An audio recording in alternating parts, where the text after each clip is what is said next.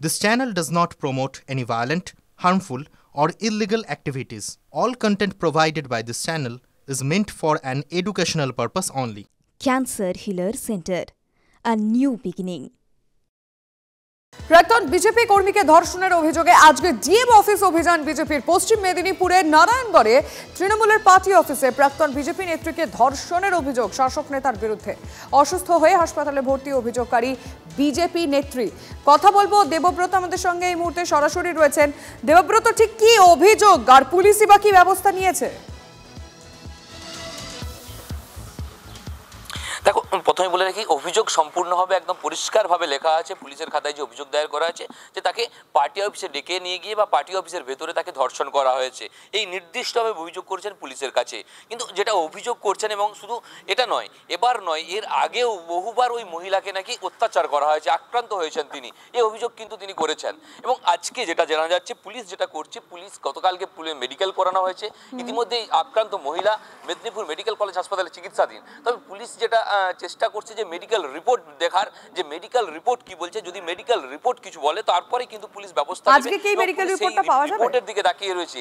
আজকে medical report পাওয়া যাবে, আজকে মনে করা হচ্ছে যে আজকে এই মেডিকেল রিপোর্ট পাওয়া যাবে। এবং দলের পক্ষ থেকেও কিন্তু, মানে শাসক দলের পক্ষ থেকেও বলা হয়েছে যে মেডিকেল রিপোর্টে যদি প্রমাণিত হয় যে সে দোষী, তাহলে কিন্তু তাকে দল থেকেও বহিষ্কার করা হবে। আর পুলিশও কিন্তু সেই জন্য মেডিকেল রিপোর্টের জন্যই অপেক্ষা করছে। বেশ, ধন্যবাদ দেবব্রত তোমায়। অর্থাৎ আজকে মেডিকেল রিপোর্টের উপর অনেক কিছুই নির্ভর করে রয়েছে। নজর থাকবে আমাদের এই খবরের দিকে। কিন্তু যিনি অভিযোগ করছেন, অভিযোগকারী কি বলেছেন শুনবো। আমি বারবার আমাদের থানাতে গেছি, বারবার বড়বাবুকে বলেছি, আমার স্বামী দোকান বন্ধ করে দিচ্ছে বারবার। পুলিশ জানি না কি আজ আমার জীবনে সব কিছু শেষ করে দিল। আজকে পরে খবরের দিকে। নারায়ণগড়ে প্রাক্তন বিজেপি কর্মীকে ধর্ষণের অভিযোগ। এই ঘটনায় তৃণমূলকে নিশানা শুভেন্দু অধিকারী। বিরোধী দলনেতা এক্স হ্যান্ডেলে লিখেছেন, এতদিন তৃণমূলের নেতাদের চুরি ডাকাতি কাটমানি নিতে দেখেছেন, এখন তৃণমূলের নেতারা তাদের দলীয় কার্যালয় মহিলাদের ডেকে এনে ধর্ষণ করছে। 2021 বিধানসভা নির্বাচনের পর থেকে এখনো পর্যন্ত বিজেপি করার অপরাধে রাজ্যের বহু কার্যকর্তা ঘর ছাড়া হয়েছেন, খুন হয়েছেন, মাতৃশক্তিরা ধর্ষণের শিকার হয়েছেন। মমতা বন্দ্যোপাধ্যায় ও তাঁর দলের অত্যাচার সিপিএম এর সময়ের অত্যাচারকেও ছাপিয়ে গিয়েছে। পুলিশ প্রশাসন এখন পুরোপুরি দলদাসে পরিণত হয়েছে। দুই অভিযুক্ত নেতার গ্রেফতারির দাবিতে সরব বিরোধী দলনেতা।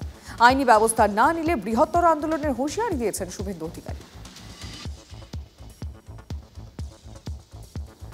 পশ্চিম মেদিনীপুরের নারায়ণগড়ে প্রাক্তন বিজেপি কর্মীকে ধর্ষণের অভিযোগে তোলপাড় রাজনীতি।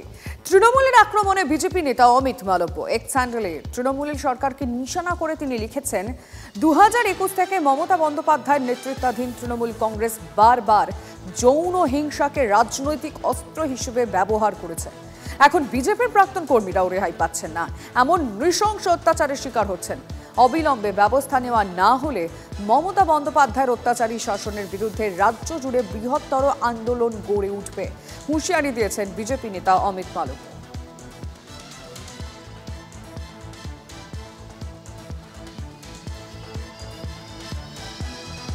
পুলিশের বিরুদ্ধে অভিযোগের অন্ত নেই।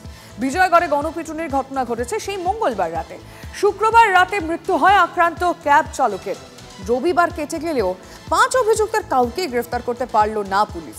সিসিটিভি ফুটেজ দেখে অভিযুক্তদের চেনাও গিয়েছে, কিন্তু তারপরও টিকিও খুঁজে পাচ্ছে না পুলিশ। গলতটা কোথায়?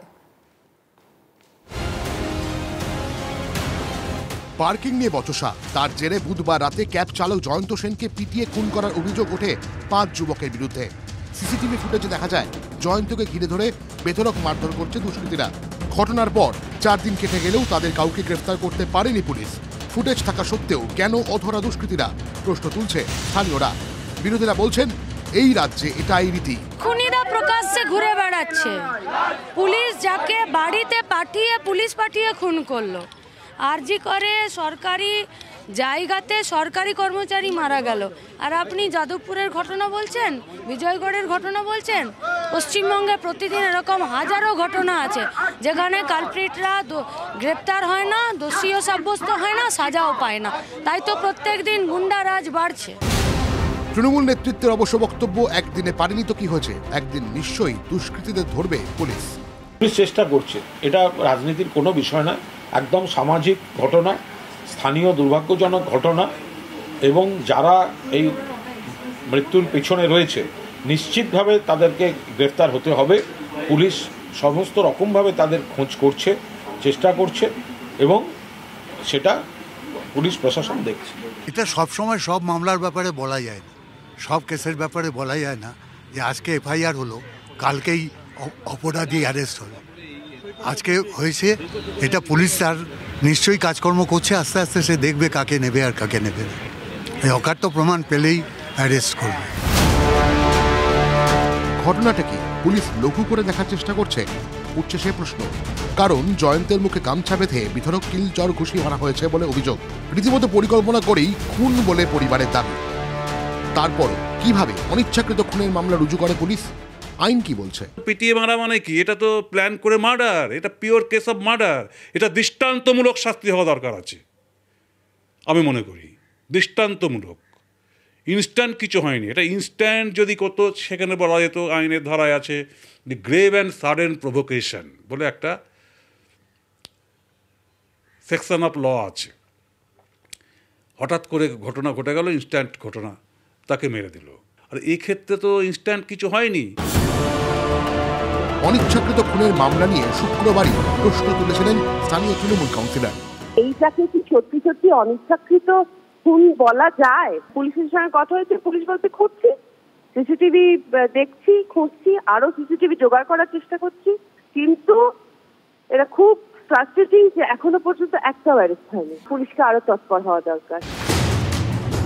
শুধু বিজয়গড়ের ক্ষেত্রেই নয়, চোপড়া কাণ্ডের 9 দিন কেটে গেলেও অভিযুক্ত তৃণমূল নেতা মুজিবুর রহমানের টিকি খুঁজে পায়নি পুলিশ। একাধিক অসামাজিক কাজে যুক্ত থাকার অভিযোগে পুলিশ মুজিবুরকে গ্রেফতার করতে গিয়েছিল, কিন্তু গ্রামবাসীদের বাধায় ফিরে আসতে হয় পুলিশকে। তারপর থেকে গা ঢাকা দিয়েছে মুজিবুর। কেন মুজিবুরের খোঁজ পাচ্ছে না পুলিশ? শাসক দলের ঘনিষ্ঠ বলে কি অভিযুক্তদের ধরতে পুলিশের গড়িমসি? প্রশ্নগুলো সহজ, উত্তরও জানা। Bureau report, TV9 Bangla.